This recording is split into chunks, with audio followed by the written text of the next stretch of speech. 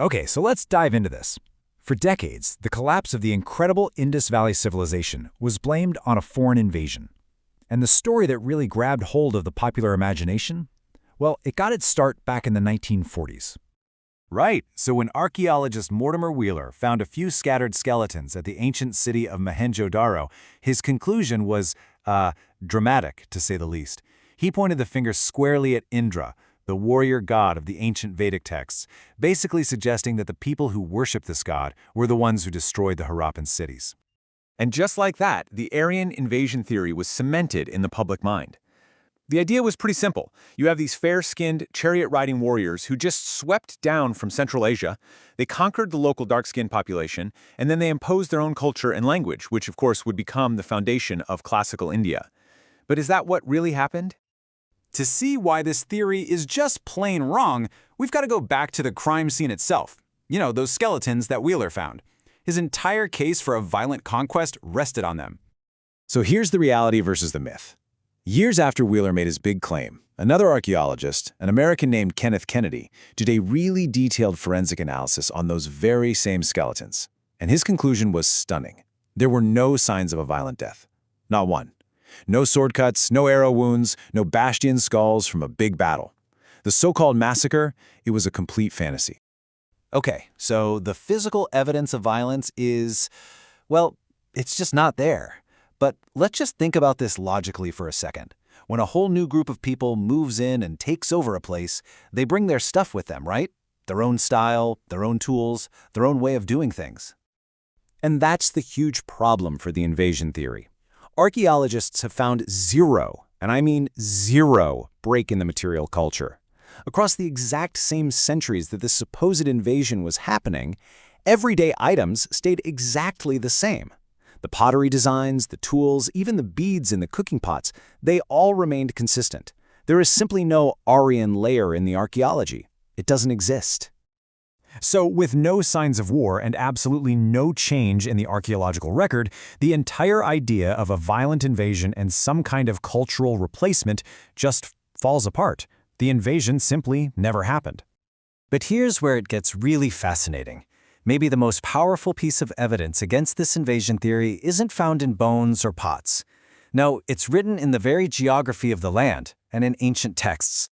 You see, the Rig Veda, which is the oldest of the sacred Sanskrit texts, is just filled with hymns praising this magnificent river called the Saraswati. It's described as the mother of all rivers, just vast and life-giving.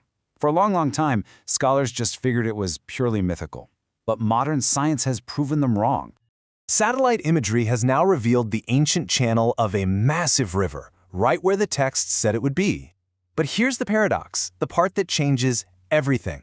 Geological and climate data show this huge river started drying up around 1900 BCE and was pretty much gone by 1500 BCE.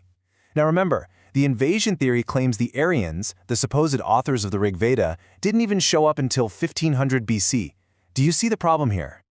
I mean, how could the authors of the Rig Veda write such detailed, loving descriptions of a mighty flowing river if it had already vanished from the landscape when they supposedly arrived? They couldn't. It's impossible. The only logical conclusion is that the people who wrote the Vedas were there when the river was actually flowing. They were the Indus Valley people. They were one and the same. So if a foreign invasion didn't bring down this great civilization, what did? Well, the answer, it turns out, is something that's way more familiar to us today than we might think: climate change. This is the real story. It wasn't a story of conquest. It was a story of adaptation. As the monsoon pattern shifted and that great Saraswati River started to dwindle, the people didn't just vanish. They did what humans have always done. They moved. They migrated eastward, following the water, and settled in the fertile basin of the Ganges River. The civilization didn't die. It just relocated and decentralized, moving away from these massive urban centers and into smaller agricultural villages. And this leads us to the most incredible, most mind-blowing part of this entire story.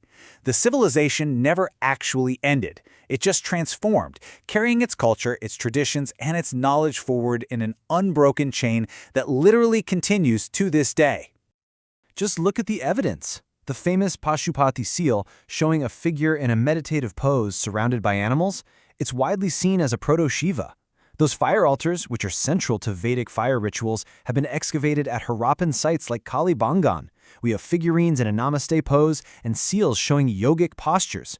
It shows that these core cultural practices are thousands and thousands of years old.